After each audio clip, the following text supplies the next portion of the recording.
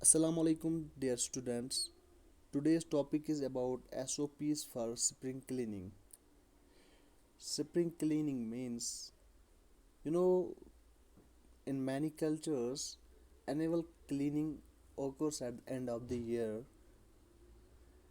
which may be in spring or winter, depending on calendar. जैसे कि आपने अपने घरों में भी देखा होगा, जब आपके घर वाले हमारी लेडीज़ हो या मेल्स, जब वो क्लीनिंग करते हैं एनुअल क्लीनिंग, जब वो साल में एक बार ही घर की क्लीनिंग करते हैं, डीप क्लीनिंग जिसको बोलते हैं, तो उसमें वो क्या करते हैं, किचन के अंदर जितना भी एमिनिटीज़ होते हैं, जितना भी सामान होता है, उसको किचन से बाहर निकालते हैं। रूम्स के अंदर जो कारपेट्स लगे हुए होते हैं वो बाहर निकालते हैं, है ना। दीवारों पे जो पेंटिंग्स वगैरह होगी उसको भी निकालते हैं, और फिर अच्छे से दीवारों को साफ़ करते हैं, फ्लोर को साफ़ करते हैं, है ना। पूरा वॉश कर लेते हैं, पूरे घर को वॉश करते हैं। तो वो साल में एक बार ही होता है, ठीक है। तो उसी को स्प्रिंग क्लीनिंग बोलते हैं। वो एंड ऑफ द ईयर में करते हैं यूजुअली। वो फिर डिपेंड करता है कैलेंडर पे कि वो स्प्रिंग में आए टाइम या विंटर में, तो वही स्प्रिंग क्लीनिंग होती है। ऐसे ही होटल के अंदर स्प्रिंग क्लीनिंग होती है, तो उसका जो प्रोसीजर है वो फॉलो करने के लिए हमें ये पढ़ना है। दिए गए पॉइंट्स हैं, इनको फॉलो करना है। तो हाउस कीपिंग डिपार्टमेंट को ऐसे ही स्प्रिंग क्लीनिंग करनी पड़ती है होटल के अंदर। So let's see, since spring cleaning is a time taking process, it is conducted during low occupancy period. जो स्प्रिंग क्लीनिंग है ये टाइम टेकिंग प्रोसेस है, इसमें टाइम लगता है ना। जैसे कि आपको पता है, अगर हमारे घर वाले घर की क्लीनिंग करते हैं तो पूरा दिन वो क्लीनिंग करने को लेते हैं, ठीक है। ऐसे ही होटल के अंदर ये थोड़ा जो प्रोसेस है, ये टाइम टेकिंग प्रोसेस है, ये थोड़ा टाइम लेता है। तो ये तब होता है जब ऑक्यूपेंसी पीरियड बहुत कम होगा, ठीक है। ऑक्यूपेंसी पीरियड मतलब गेस्ट्स का आना जाना कम होगा। रूम्स, जैसे कोई सीज़न होता है उसमें गेस्ट्स बहुत ज़्यादा आते हैं, ठीक है, और रूम्स बहुत ज़्यादा बुक हो जाते हैं होटल के अंदर। तो ऐसा टाइम जिसमें ऑक्यूपेंसी रेट कम रहे, उसी में ये क्लीनिंग हो जाती है। The standard procedures are: request a spring cleaning date the front office desk. The housekeeping department needs to honor whatever date they give, as it is the matter of revenue generation. House keeping department को क्या करना पड़ता है, उनको date देना पड़ता है front office desk को, ठीक है, कि इस डेट पे हमें स्प्रिंग क्लीनिंग करनी है। फिर फ्रंट ऑफिस डिपार्टमेंट उसको जिस डेट पे बताएगा कि इस डेट पे काम करो, इस डेट पे स्प्रिंग क्लीनिंग करो, क्योंकि इस डेट पे ऑक्यूपेंसी रेट बहुत कम है, तो उसी हिसाब से हाउस कीपिंग डिपार्टमेंट को काम करना पड़ता है। क्योंकि ये मैटर होता है रेवेन्यू का। क्योंकि अगर house keeping department spring cleaning करने बैठेगा तो उन दिनों ऑक्यूपेंसी रेट ज़्यादा होगी, गेस्ट्स रूम बुक करना चाहेंगे और फ्रंट ऑफिस वाले उनको रूम नहीं दे पाएंगे, तो रेवेन्यू में गड़बड़ हो जाएगा, ठीक है। तो ये रेवेन्यू का मैटर होने के लिए इनको क्या करना पड़ता है, फ्रंट ऑफिस वाले खुद हाउस कीपिंग डिपार्टमेंट को डेट देते हैं कि इस डेट पे आप स्प्रिंग क्लीनिंग करो, क्योंकि इस डेट पे ऑक्यूपेंसी रेट बहुत कम है। तो फिर जब उनको डेट मिलता है ये क्लीनिंग करने के लिए, तो उनको क्या करना पड़ता है, tag the room as not for sale. पहले ही जिस रूम के अंदर वो क्लीनिंग करने जाएंगे, कौन सी क्लीनिंग, स्प्रिंग क्लीनिंग, तो उनको टैग लगाना पड़ता है कि नॉट फॉर सेल, ये रूम सेल पे नहीं है। Remove the guest amenities, curtains and art piece from the room. Room के अंदर जितने भी इम्यूनिटीज़ हैं, गेस्ट इम्यूनिटीज़ जितने भी हैं, उनको रिमूव करना पड़ता है, वहाँ से निकालना पड़ता है। कर्टन्स निकालने पड़ते हैं, ठीक है। अगर आर्ट पीसेस वगैरह होंगे, पेंटिंग्स होगी रूम के अंदर, वो सारा सामान बाहर निकालना पड़ता है। Send the curtains to the laundry for dry cleaning. जो कर्टन्स रूम के अंदर होते हैं उनको लॉन्ड्री भेजते हैं ड्राई क्लीनिंग करने के लिए। Empty the mini bar and send the beverage items to food and beverage store. जो मिनी बार होता है, मिनी बार गेस्ट रूम के अंदर एक छोटा सा फ्रिज होता है, ठीक है। तो उसमें बेवरेज होते हैं, लाइक कोल्ड ड्रिंक होते हैं, जूस होता है, वाटर होता है, चॉकलेट्स होते हैं, ये सारी चीज़ें होते हैं, तो उनको उठा के फूड एंड बेवरेज स्टोर भेजते हैं। उसके बाद क्या करना पड़ता है, roll the curtains and cover them with dust sheet. जो कर्टन्स होते हैं उनको रोल करना पड़ता है और डस्ट शीट से कवर कर लेना पड़ता है। Inspect the furniture and send to the furniture yard for repair और अपहोल्स्ट्री। इंस्पेक्ट करना पड़ता है, चेक करना पड़ता है कि फर्नीचर का कहीं पे नुकसान तो नहीं हुआ है, फर्नीचर ब्रेक तो नहीं हुआ है, ये सब चेक करना पड़ता है, ठीक है। Inspect the locks, knobs, latches, leaking pipes and bathroom. Locks को इंस्पेक्ट करना पड़ता है, चेक करना पड़ता है कि लॉक सही है, ठीक ख़राब तो नहीं हुआ है। नोब्स होते हैं, नोब्स चेक करने पड़ते हैं। हैंडल होती है, ठीक है, डोर हैंडल, उसको नोब्स बोलते हैं।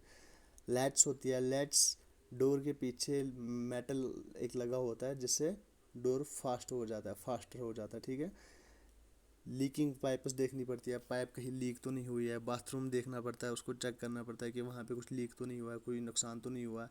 Hand over the room to maintenance department for any painting, ceiling and repairing work required.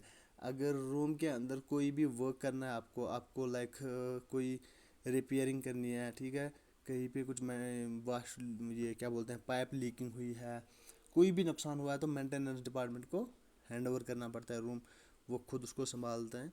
Once the maintenance work is complete, remove any residual smell of paint and varnish by airing the room. जब maintenance का काम ख़त्म हो जाए तो वहाँ सारा काम ख़त्म होने के बाद अगर वहाँ पे कोई स्मेल रहती है, ठीक है, पेंट की, अगर नया पेंट करना पड़ा कहीं पे मेंटेनेंस वालों को, उन्होंने पेंट किया, उसका स्मेल रहा, कुछ भी रहा, तो फिर रूम के अंदर थोड़ी आयरनिंग डालनी पड़ती है, तो उसका फ्रेश एयर देना पड़ता है। ये डोर्स ओपन रखो या फिर एयर फ्रेशनर लगाओ जिससे रूम का माहौल सही रहे। Polish and clean the permanent fixtures. अगर कहीं पे परमानेंट फिक्सचर्स हैं तो उनको पॉलिश करो। Open lay and shampoo the carpet. जो कारपेट है उसको नीचे बिछा के शैम्पूइंग करनी पड़ती है। Check the bathroom ceiling and clean the bathroom. Bathroom ceiling check करनी पड़ती है कि बाथरूम में कहीं लीकेज तो नहीं है, क्या नुकसान हुआ है, वो सारा कुछ देखना पड़ता है। रूम का जितना भी एरिया है उसको अच्छे से देखना पड़ता है, क्योंकि ये स्प्रिंग क्लीनिंग एक ही बारी होती है साल में, जो जिसमें डीप क्लीनिंग हो जाती है, ठीक है।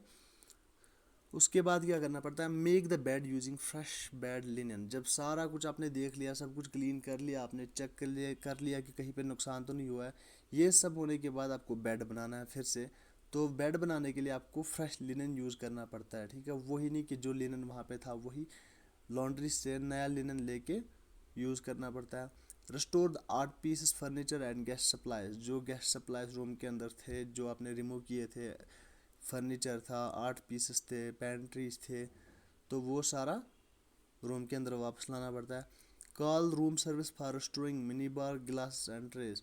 रूम सर्विस वालों को फ़ोन करना पड़ता है ताकि वो मिनी बार का जो सामान था, गिलास वगैरह, ट्राइस, वो सब कुछ वापस ला के रूम में रखें। Show the room to the floor supervisor. जब सब कुछ आपने सही कर दिया रूम के अंदर, आपने अपना अपना सामान अपनी अपनी जगह रख दिया, तो फिर उसके बाद रूम फ्लोर सुपरवाइज़र को दिखाना पड़ता है कि आप चेक करें कि सब कुछ सही हुआ है नहीं है। तो वो सुपरवाइज़र क्या करता है, फ्लोर सुपरवाइज़र इंस्पेक्ट करता है कि रूम सही पे ठीक हो गया या नहीं हुआ। Release it to the front office desk for selling. फिर ये रूम फ्रंट ऑफिस डेस्क वालों को देना पड़ता है, उनको इन्फॉर्म करना पड़ता है कि हमने ये रूम तैयार कर लिया, आप इसको बुक कर सकते हैं। इसके बाद देखते हैं SOP for closing down the shifts. Closing down the shifts क्या होता है? क्लोजिंग डाउन द शिफ्ट्स मतलब होता है जब एक हाउसकीपिंग का स्टाफ, फॉर एग्जांपल आप में से कोई हाउसकीपिंग डिपार्टमेंट में काम कर रहा है, ठीक है, तो आपकी ड्यूटी 5th फ्लोर पे लगी है। 5th फ्लोर पे आपको दिन में 10 रूम रेडी करने थे, आपने अपने 10 रूम रेडी कर दिए, आपने वो तैयार कर दिए। उसके बाद आपका टाइम ख़त्म होता है और आपको ड्यूटी से ऑफ होना है। तो शिफ्ट क्लोज करने के लिए जब आपका शिफ्ट क्लोज हो जाता है, आप छुट्टी पे जाते हैं, घर जाते हैं, तो उस टाइम पे आपको क्या करना पड़ता है? The floor supervisor closes the shift formally by ensuring the following points from the attendants. जो फ्लोर सुपरवाइज़र है वो आपको आपका शिफ्ट क्लोज करता है, पहले ये सारी चीज़ें आपसे करवाता है। ये पहले वो चेक करता है कि इसने ये सारी चीज़ें की हैं नहीं की हैं। उसके बाद आपका शिफ्ट क्लोज करता है और आप अपना शिफ्ट ऑफ करके घर चले जाते हैं। Empty garbage bags of the chambermaid trolley into the garbage receptacle। जो गार्बेज है, ठीक है, गार्बेज बैग्स जो होते हैं चैम्बरमेड ट्रॉली के अंदर। चैम्बरमेड ट्रॉली मैंने आपको बताई हुई है कि वो क्या होती है। वो रूम अटेंडेंट के साथ में होती है, जिसमें वो इम्यूनिटीज़ वगैरह, लिनन वगैरह सामान जो सप्लाई, रूम सप्लाई होता है, बाथरूम सप्लाई होता है, उसके अंदर होता है। उसके साथ में एक गार्बेज बैग होता है जिसमें जो डस्ट, गंद वगैरह होता है वो जमा करते हैं। तो वो गार्बेज बैग साफ़ करना पड़ता है, वो गार्बेज रिसेप्टेकल में डालना पड़ता है, ठीक है। ये चेक करता है सुपरवाइज़र आपका जब आपका शिफ्ट क्लोज होने को होता है। Ensure they the soiled linen collected into chambermaid trolley bags are sent to the laundry। जो आपका soiled linen था, ठीक है, चैम्बरमेड ट्रॉली के अंदर, वो चेक करना पड़ता है कि वो सारा लॉन्ड्री में चला गया है या नहीं, आपने वो लॉन्ड्री भेजा है या नहीं, कहीं उस ट्रॉली में कुछ लिनन रहा तो नहीं है। इसके बाद remove the chambermaid trolley and check it for and damage and dirt accumulation. जो चैम्बरमेड ट्रॉली के अंदर जितना भी सामान था, जितना भी सप्लाई था, वो सारा रिमूव करके आपको चैम्बरमेड ट्रॉली चेक करनी पड़ती है कि इसको कुछ डैमेज तो नहीं हुआ, इंसेक्ट्स तो इसके अंदर नहीं है, ठीक है, कोई भी डर्ट एक्यूमुलेशन तो नहीं है, कोई गंद वंद तो नहीं है इसके अंदर, वो सब कुछ चेक करना पड़ता है। इसके बाद क्या है, empty the vacuum cleaner bags and replace them with new ones. जो वैक्यूम क्लीनर होते हैं, वैक्यूम क्लीनर के अंदर बैग्स होते हैं जिनके अंदर सारा जो ये डस्ट होता है, गंद होता है, वो उनके अंदर चला जाता है। तो वो खोल के वो गंद उससे निकालना पड़ता है, रिमूव करना पड़ता है, और फिर नए बैग्स लगाने पड़ते हैं। नए बैग्स क्या मतलब कि उसको जब आपने रिमूव किया, साफ़ किया, डस्ट पूरा बाहर निकाल दिया, तो फिर वही बैग्स आपको फिट करना है उसके अंदर, वैक्यूम क्लीनर के अंदर। Tidy the housekeeping department area bye stacking the items eight there appropriate place. Housekeeping department का जो एनवायरनमेंट है, जैसे हाउसकीपिंग डिपार्टमेंट की ये क्या बोलते हैं, स्टोर्स हैं, ठीक है, इक्विपमेंट स्टोर है। जब आप अपना शिफ्ट क्लोज कर रहे हैं तो आप सामान कहाँ पे रखेंगे, स्टोर के अंदर रखेंगे ना, इक्विपमेंट स्टोर के अंदर। तो वहाँ पे आपको स्टोर जब आप सामान करेंगे तो वो एक आपको अच्छे से रखना है, ठीक है। ऐसे नहीं कि आप सामान को ऐसे ही फेंक देंगे स्टोर के अंदर और वो पूरा बिखर जाएगा। आपको एक हिसाब से रखना है वहाँ पे सामान को, ताकि हाउसकीपिंग डिपार्टमेंट का जो एनवायरनमेंट है वो सही रहे। Clean the toilet brush with hot water for 10 minutes every week. जो टॉयलेट ब्रश होते हैं वो हफ्ते में आपको, मतलब एवरी वीक आपको क्या करना पड़ता है, गर्म वाटर में, गर्म पानी में वॉश करना पड़ता है उनको। एट लीस्ट 10 मिनट के लिए आपको वो टॉयलेट ब्रश वॉश करने होते हैं। Rinse मोप्स in light detergents and hang for drawing. जो मोप्स होते हैं वो डिटर्जेंट्स के साथ वॉश करना पड़ता है और उसके बाद लटका के कहीं पे सुखाने पड़ते हैं, ठीक है। ये कब होता है, जब आपको अपना शिफ्ट क्लोज करना पड़ता है, जब आपका टाइम ख़त्म हो जाता है, आपकी ड्यूटी 8 घंटे है, 9 घंटे है, तो आपका शिफ्ट जब क्लोज होता है तो उसके बाद ये सारी चीज़ें करनी पड़ती है, उसके बाद आप घर चले जाते हो। Close the doors and hand over the keys to the house keeping control desk. फिर आपको क्या करना पड़ता है, क्लोज करना पड़ता है डोर्स। अगर आप स्टोर के अंदर है, सामान डाल दिया आपने वहाँ पे, तो स्टोर का डोर्स क्लोज करके सारा कुछ सही से रख के आपको कीज़ कंट्रोल डेस्क पे हैंड ओवर करनी पड़ती है। Sign off the shift. फिर आपको क्या करना पड़ता है, शिफ्ट साइन ऑफ करना पड़ता है। साइन ऑफ मतलब आपको फिर आप शिफ्ट से, वहाँ से आपका शिफ्ट ख़त्म होता है और आप चले जाते हैं। आई होप आपको ये अच्छे से समझ आया होगा कि SOP फॉर स्प्रिंग क्लीनिंग कैसे करनी पड़ती है, और डाउन शिफ्ट जब होता है, जब आपका शिफ्ट क्लोज होता है, तो तब आपको क्या करना पड़ता है।